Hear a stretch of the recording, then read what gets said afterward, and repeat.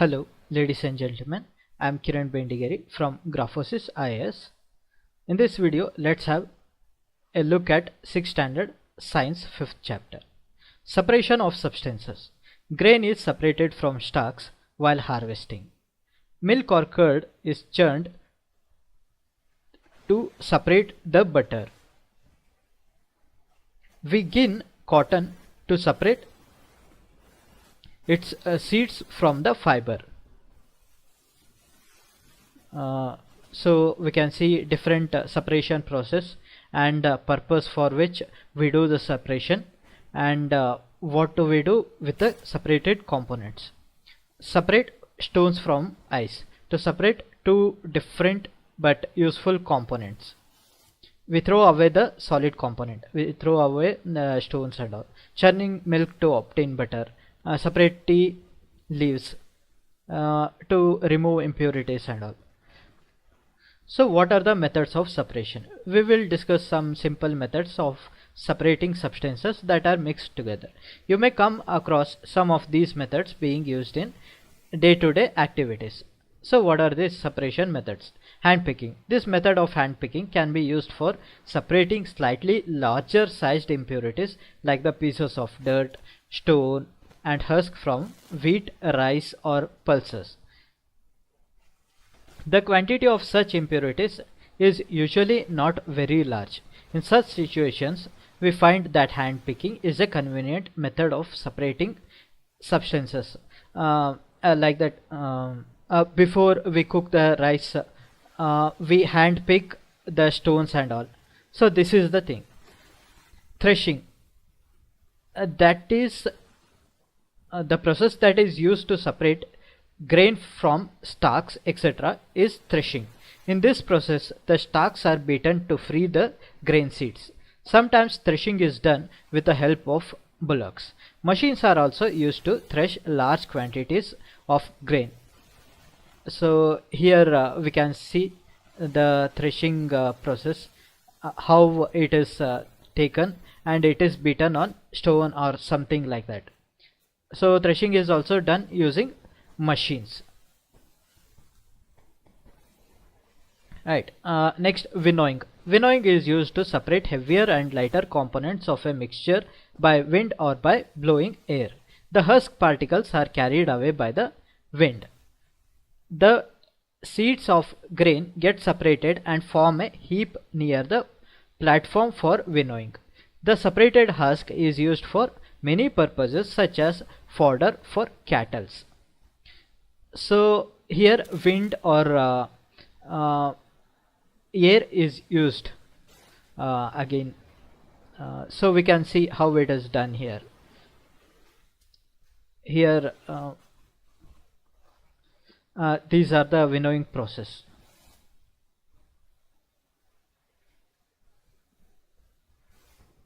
Right. Sieving. Sometimes we may wish to separate a dish with flour.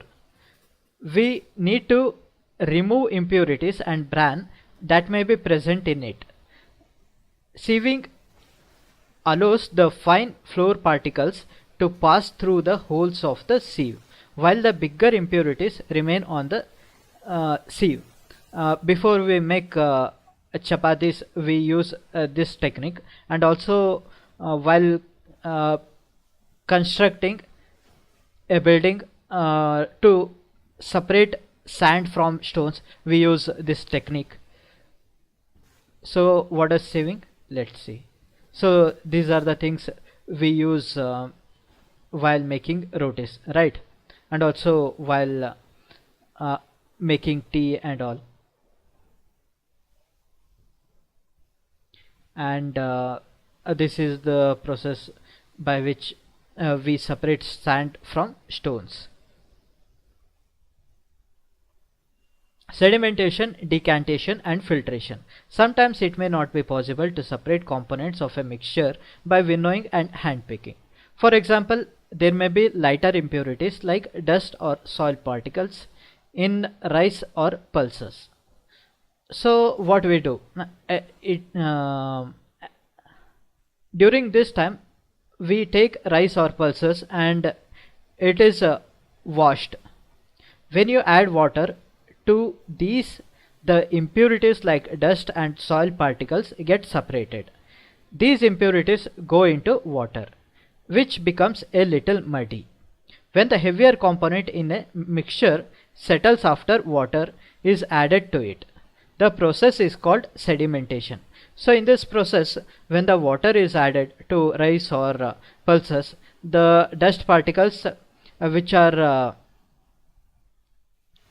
lighter compared to other things will come up, and the heavier particles will go down.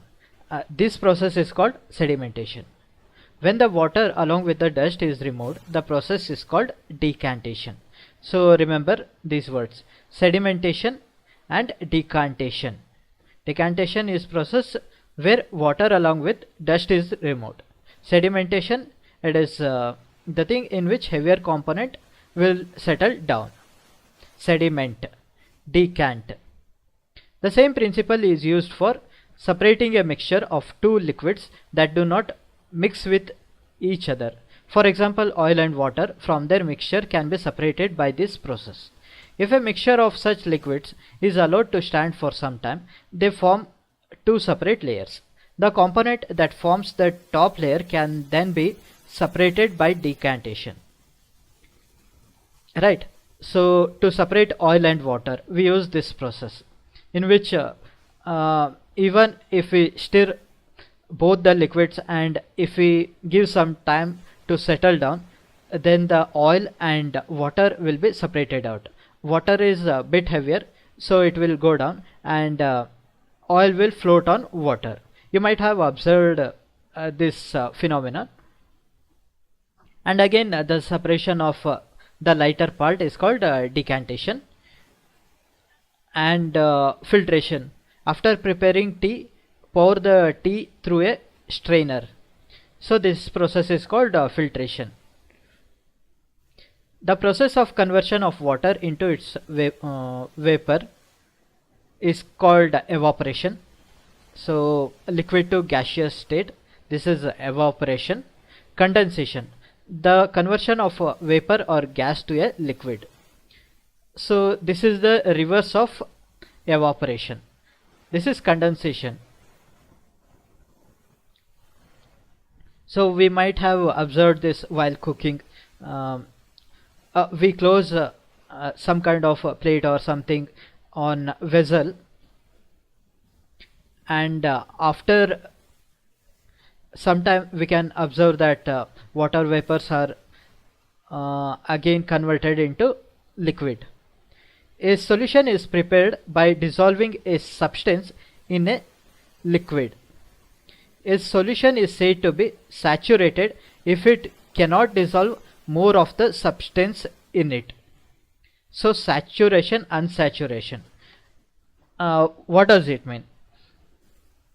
For example, let's take a glass of water in which let's add 1 tablespoon of sugar or salt and stir it, and again let's add 1 more tablespoon of sugar or salt and let's stir it. It keeps on dissolving, but after some time this substance, means sugar or salt, won't dissolve. So this point is called saturation, right? And the solution is said to be saturated. So these are the important points from this chapter. This is the end of the chapter. Thank you.